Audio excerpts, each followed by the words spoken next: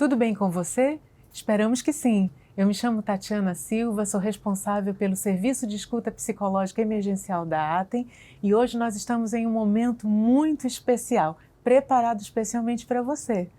Nós temos o prazer de ter conosco aqui Dr. Domingos Ferreira, um psiquiatra, e você pode estar se perguntando, mas por que um psiquiatra? É assim, nós estamos aqui na sede da Atem do Amazonas e esse conteúdo que nós preparamos especialmente para você. Nós vamos aproveitar o ensejo do Setembro Amarelo, já ouviu falar? Pois é, Setembro Amarelo é uma campanha maravilhosa que no Brasil começou desde 2015 e que justamente o objetivo dela é trazer a prevenção, a conscientização sobre esse assunto que já virou problema de saúde pública, né, doutor Domingos? Pois muito bem, estamos aqui para conversar um pouquinho a respeito e quem sabe tirar algumas dúvidas. É importante que você saiba que nós dispomos a Atem pensando em você, pensando na qualidade de vida emocional. Nós temos esse serviço onde você, colaborador, pode entrar em contato, agendar e trazer as suas demandas, ok?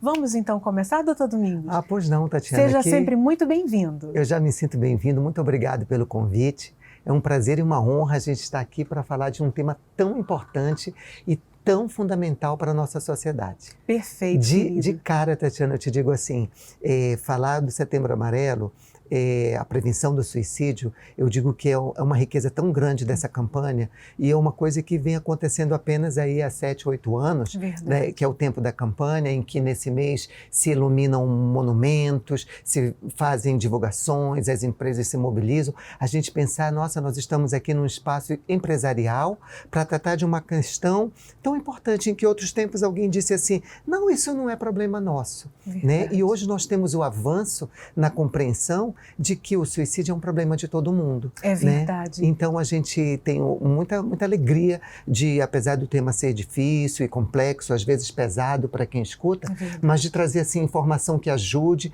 que esclareça e que possa fazer com que a gente perceba um pouquinho do nosso papel nisso, porque cada um na sociedade tem um papel disso. O suicídio é uma questão de saúde pública, porém, todos nós, né, na família, na vizinhança, na comunidade, na empresa, temos um papel a desempenhar porque estamos todos ligados e como é um fenômeno complexo, nós precisamos da participação de todos. Perfeito. Então, vamos explorar esse tema, vamos levar informação e certamente alguém pode se sentir aliviado e acolhido também, não é? E estimulado a buscar mais ajuda, a ajudar alguém. Quebrar o silêncio, que é super importante, pretende. Não é? É verdade. Setembro Amarelo, como começou tudo isso? É importante nós destacarmos que existe uma entidade brasileira filantrópica que existe desde 1962 e este ano, em 10 de março, completou 60 anos, que é o CVV, o Centro de Valorização da Vida. Aliás, doutor Domingos, o tema da campanha Setembro Amarelo desse ano é A Vida é Sempre a Melhor Escolha. E o CVV tem esse trabalho riquíssimo, extremamente relevante. Muito se pensa, mas por que o nome Setembro Amarelo? Né? O que isso tem a ver? Como que começou, doutor Domingos? O Setembro Amarelo começou numa ocorrência nos Estados Unidos, né, de um jovem que chegou ao suicídio. Exato. E que na ocasião deste suicídio, ele havia retrabalhado um Mustang na cor amarela, né? E nos funerais, os amigos distribuíram em lembrança a isso, fitas amarelas. Exato. E daí passou a ser o mote para que o amarelo viesse aí a lembrar a questão de prevenção de suicídio. Excelente. Posteriormente, né, o mês de setembro aqui foi escolhido, nós temos no dia 10 de setembro o Dia Mundial de Prevenção do Suicídio. Exato. E aí o mês todo foi abrangido pela questão do Setembro Amarelo e tanto a CVV quanto a Associação Brasileira de Psiquiatria e o Conselho Federal de Medicina se reuniram em torno da questão e começou aí a campanha do Setembro Amarelo, atualmente já há 8 anos. E como identificar, doutor Domingos, os sinais? Quais os sinais? Porque falar de suicídio, existem aspectos que subjazem a isso, né? Quais são os sinais que podem ser percebidos? Porque também há relatos no próprio CVV de conselheiros que muitas vezes receberam ou recebiam, ou ainda recebem, de adolescentes que estão em plena balada e quando ligam dizem que se sentem sozinhos. Então, como é que o pai, a família pode perceber e que sinais são esses? Isso.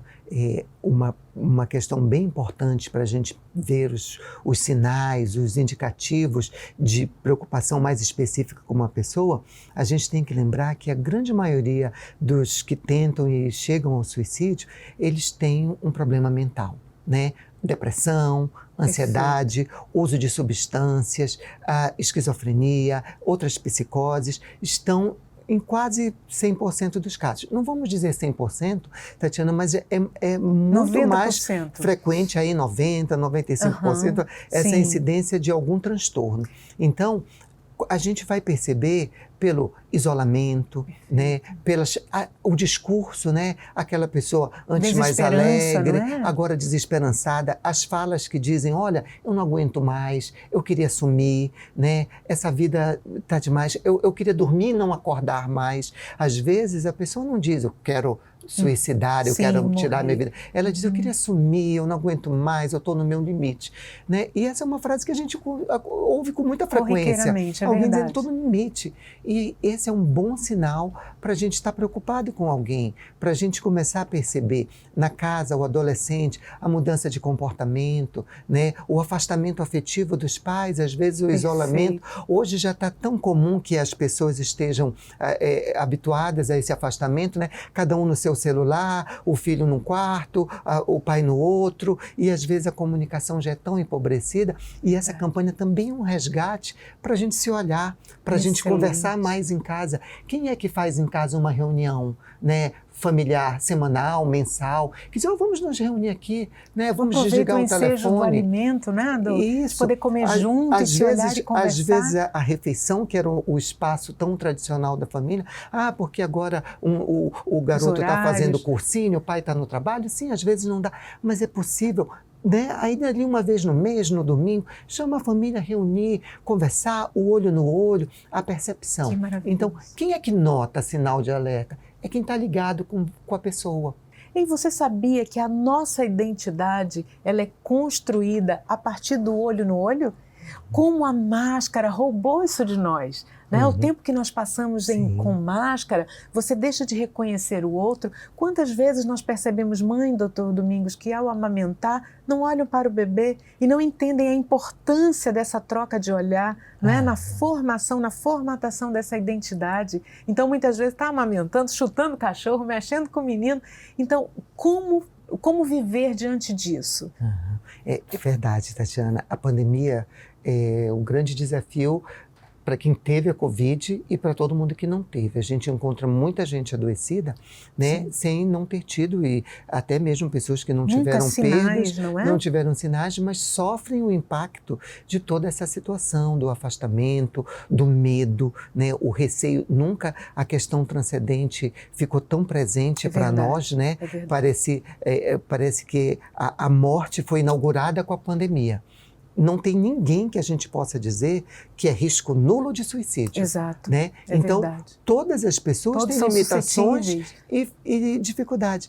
E o grande aprendizado é compartilhar isso. A pandemia, com o Covid em si, os efeitos diretos da virose, o vírus no sistema nervoso, no pulmão, nos órgãos, tem o seu impacto, e nós também temos esse impacto aí, né, emocional não relacionado ao vírus, e um impacto pós-vírus que continua, às vezes com dificuldades cognitivas, né, com sensações que podem levar a diagnósticos como estresse pós-traumático. Pânico, querido. Pessoas que nunca tiveram sinais. Muita ansiedade, um gatilho muito grande foi e ainda é a pandemia. Então, eu tenho para mim que nós ainda vamos levar aí vários anos para administrar essas tudo sequelas isso. E esses movimentos. Porém, eu tenho um pensamento muito positivo sobre isso, Tatiana. Que assim, a gente vai levar administrando isso, mas nós vamos aprender muito mais coletivamente. Perfeito. Né? A gente vai aprender a olhar o vizinho, o colega de trabalho, o familiar, numa outra perspectiva. Perfeito. Então, eu digo assim, a pandemia eu chamo de uma professora má, malvada, aquela dura que puxa a orelha, que dá cascudo, que hoje não é mais para ter dessas, né? Mas ela ainda é uma professora dura, mas que vai nos deixar um legado importante. Né? E um deles, que eu penso assim, de novo voltando aqui, para a nossa conversa, para as pessoas que nos ouvem, para que tenham esse alcance de perceber assim, olha, isso não é uma coisa para a gente deixar para trás. Com certeza. Acabou, vamos voltar com... Não, isso é uma coisa para a gente incorporar a vida, perceber nossas forças, reconhecer nossas fraquezas, construí-las de maneira melhor e avançar como coletividade. Perfeito, doutor Domingos. Em dado momento, Freud foi questionado, isso em Viena, lá em 1800 e alguma coisa, e alguém perguntou a ele, doutor Freud, o que é ser maduro? E ele, de uma forma muito simples, espontânea, ele disse, maturidade nada mais é do que você reconhecer seus pontos fortes e fracos. Aquilo que você é bom, valide, mas aquilo que você percebe que pode ser melhorado, por que não? Por que isso é tão ameaçador, doutor Domingos? Por que as pessoas têm medo de se mostrar? Por que as pessoas têm medo de se relacionarem? Sabe, é interessante destacar também que a dor ela tem um poder incrível no ser humano, não é assim? A dor ela trava. E é interessante que a mesma água que amolece a batata endurece o ovo, não é assim? Isso mesmo. Então, na verdade, nem sempre é o contexto, mas como nós encaramos o contexto, né? O que nós decidimos fazer com ele ou com as adversidades. E vem aí a nossa possibilidade, Tatiana, de tirar a máscara. Colocamos a máscara física e a oportunidade de tirar a máscara sentimental, emocional, né? Porque antes a gente vivia sem a máscara, mas estávamos todo o tempo maquiados, mascarados assim. No sentido de esconder nossa cultura, muito ainda disso, de guardar, não é feio, sorrir, a gente sorri em público, chorar, a gente chora no banheiro, né? Então chorar escondido, é feio ter o sofrimento, né? Então hoje a gente está aprendendo muito essa questão de acolher, de validar, de mostrar a nossa igualdade, quando a gente diz todos são iguais. Verdade. Isso não é uma retórica. Doutor Domingos, aquele que se percebe triste, de repente ele olha para a vida dele e percebe, nossa, eu tenho um bom lar, uma boa casa, eu tenho uma família maravilhosa, um emprego extraordinário, mas por que essa tristeza? O que fazer? Isso. A depressão é real. Existem tipos de depressão, doutor Domingos? Existem tipos de depressão e... Essa sua pergunta é muito boa, porque ela nos leva a pensar as dimensões da saúde, né? A saúde, desde 1946, quando a Organização Mundial de Saúde definiu as dimensões, o ser humano, a saúde tem aspectos biológicos, psicológicos e sociais. Somente em 1988, veja aí, pouco mais de 30 anos, foi colocada a dimensão espiritual, da transcendência. O ser humano é diferente de todos, ele é biológico, psicológico, social e espiritual, ele tem uma demanda, né? Então, quando a gente tem uma tristeza, ou a gente nota alguém, a gente precisa lembrar, olha, pode ter aí algum fator alterado em um desses 4 pontos. Perfeito. Biologicamente, será que eu não estou com uma anemia? Verdade. Que eu preciso ir ao médico? Nossa, uma anemia deixa a gente tão mole, sem vontade. A pessoa diz, não quero nem fazer nada, né? Pode ser um problema de tireoide, que é muito comum, né? Principalmente nas mulheres, né? Exato. Então, o hipotireoidismo, ele se manifesta muitas vezes sem outras coisas, com desânimo, com tristeza, com abatimento, e a pessoa não se dá conta de que tem uma questão orgânica. Às vezes, esses pacientes com problema de tireoide, eles vão perder um tempo importante na busca com o psiquiatra, com outros, né? Ela fica pensando, eu preciso me animar, tem algo grave já vou logo aí tem que lembrar da avaliação da parte biológica. Perfeito. Na psicológica, como a gente vive? Né? Será que eu sou muito ambicioso? Será que eu estou sempre assim preocupado? Será que vão tirar minhas coisas? Será sempre que vão, muito ansioso. Né, no ambiente corporativo, será que vão me derrubar? Será que eu vou perder o trabalho? Então, tem dúvidas e dificuldades na esfera psicológica que acabam nos minando as energias se a gente não atenta para trabalhá-las de uma maneira mais positiva, né? Isso reflete logo no social, né? Como é a minha negação, né? Eu sou a pessoa que procuro levantar os outros, que procuro, né, compartilhar e construir o social, ou eu quero só fechar minha cerca em volta de casa e dizer assim como o ditado popular diz, farinha pouca, meu pirão primeiro, né? Ou eu já estou aprendendo que dividir a renda, dividir o conhecimento, dividir a atenção, dividir o afeto mundo é multiplicar. Exato, né? É um princípio bíblico até. Ainda há uma ideia de muita gente de ver assim, a gente tem que juntar. Eu gosto muito da observação dos que pontuam na natureza, né? A natureza ela é tão próspera, né? Ela nos ensina o paradigma da prosperidade e da riqueza, né? Uma mangueira que está no meio do mato, que ninguém vai comer manga, ela produz para estragar, né? Ela não vê assim, ninguém vai comer, não vou fazer. Não, o paradigma da escassez é muito do humano ainda, né? Da gente reflete achar, não vai dar certo, a gente não vai conseguir, a gente vai ficar, parece que tudo vai ser escasso. E nós temos no mundo riqueza suficiente para atender a todos, mas precisamos aprender a distribuir, né? Quando alguém recolhe e tranca, né? Guarda a riqueza. Meus milhões no banco, né? Prejudica o corpo social, né? Na circulação, na produção de postos de trabalho, na geração de outras riquezas. E hoje a desigualdade de distribuição é muito grande, esse é um fator. E, finalmente, uma busca no fator espiritual, que se liga a tudo isso. Qual é o sentido da minha vida? Exato. Sabe, Tatiana, e quem nos ouve, eu tenho uma frase que eu gosto muito, é assim, a vida é fatal. Ninguém vai sair vivo dela. Então, se a gente pensa que, a gente até diz, olha, a única certeza na vida é pagar imposto e morrer. É bem assim. Então, se a gente sabe disso, né, por que não vivemos um pouco mais trabalhando essa transitoriedade? Não pessimistamente, eu vou morrer, então vou... Não, mas assim, essa transitoriedade, nós estamos aqui para quê? Qual é o sentido da nossa vida? E aí eu me lembro de Viktor Frankl, né, na logoterapia. Maravilhoso, trazendo aí, mostrando que as pessoas que se dedicam mais ao outro, ao voluntariado, né, a dividir o que têm, o que são e o que conseguem, elas são mais felizes, elas conseguem dar mais sentido na vida, independente dos recursos materiais. Né? Sempre importante, a gente nunca desdenha do recurso material, mas assim, o querer humano precisa estar à frente. Né? A transcendência buscada nessa compreensão, né? Nessa compreensão assim, e amanhã, se for o dia de eu ir, como é que isso vai ser? Né? Isso não é uma questão para nos dar medo, é uma questão para nos esclarecer. Estamos de passagem.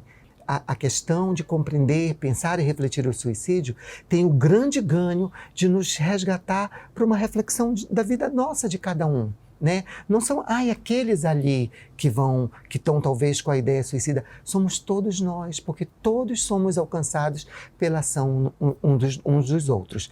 Veja que nós estamos agora lá na Ucrânia em guerra, né?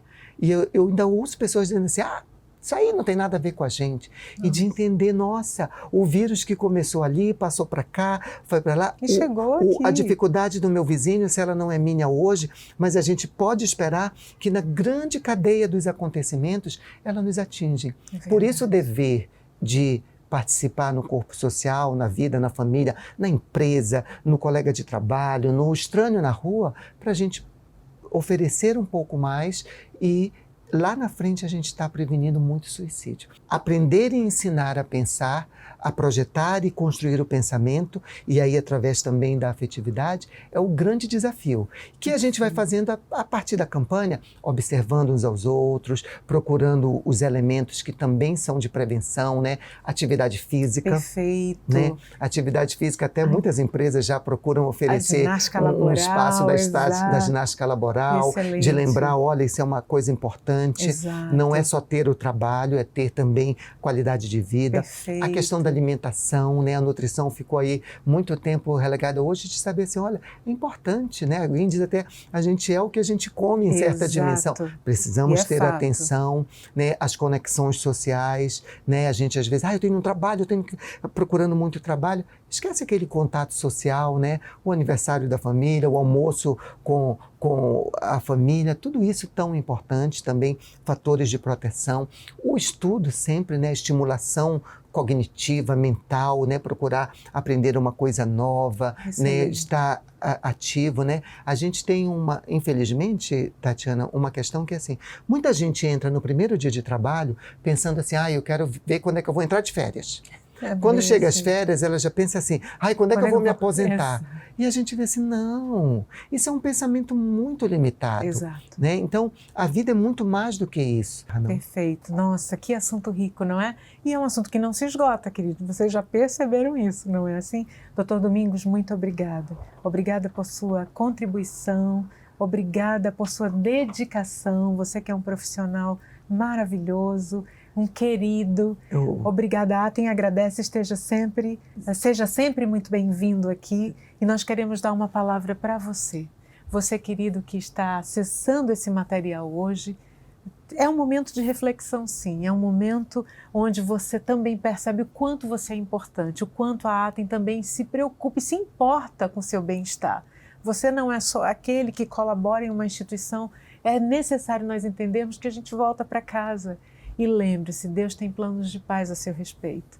Muito obrigada, viu, doutor Domingos? Eu agradeço. Se me permitir ainda um pequeno alongamento, por favor. Eu gostaria de lembrar quem nos ouve dos profissionais que trabalham. Perfeito. Né? Dos psicólogos, dos psiquiatras, especialmente dessa área que eu atuo, porque ainda há muito preconceito, muito tabu, né? De ver assim, isso é para louco. Muito isso, bem dito. Né? Então, os psiquiatras, eles não são só os médicos que prescrevem medicação, que vão dopar você, que vão te deixar viciado, não. Muito pelo contrário, a psiquiatria está muito atenta para ter um alcance muito além de medicação e de utilizar os outros recursos, inclusive no trabalho multiprofissional, com psicólogos, com assistentes sociais, com fisioterapeutas, enfermeiros, tem toda uma gama de profissionais da saúde e outros também que podem ajudar nessa questão. Então, assim, uma reflexão também que eu queria deixar, não é? de assim, não tenha medo de até como buscar orientação, ajuda. né? De, olha,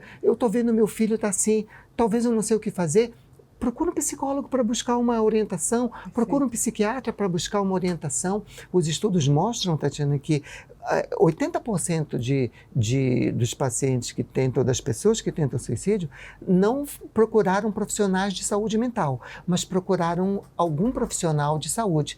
Mas a gente incentiva, procure alguém da saúde mental, né? Para ter uma orientação, até para ver assim, será que eu estou preocupado desnecessariamente com o meu marido, com a minha mulher, com o meu pai, com o meu irmão, com o meu colega de trabalho? Procure alguém da área da saúde mental, um psicólogo, psiquiatra, que com certeza pode ajudar você muito nisso. É verdade. E lembrando que todos esses profissionais, nós trabalhamos com sigilo profissional. E também não se preocupe, porque tudo que você compartilhar vai estar salvaguardado no sigilo.